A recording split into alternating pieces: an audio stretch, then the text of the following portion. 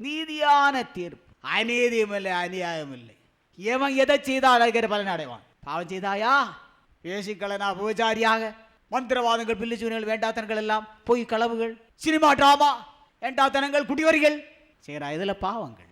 பிசாசில ஏவல் பண்ணி விடுவது, விக்கிரவாராதனை, பொய், களவு, ஏமாற்று, சதிவு, கொலை. ஆண்டவர் பட்சபாதம் இல்லை. எவன் பாவம் செய்கிறானோ, எவன் பாவம் செய்கிறாளோ அவனவன் அவளவளும் சேர்க்கெடுதான பலனை நீதியாய் அறிவிப்பார்கள். நீதியான தண்டனை. நியாயத்தீர்ப்பாகாது. நியாயத்தீர்ப்பு நீ நினைப்பாய் என்னோ லகுவான காரியம் என்று எண்ணுவாய், அது பயங்கரம். அதுக்கப்புறம் நரகம் என்பது உனக்கு ஏதோ சில விளையாட்டு போல இருக்கும். அது அதை விட பயங்கரம்.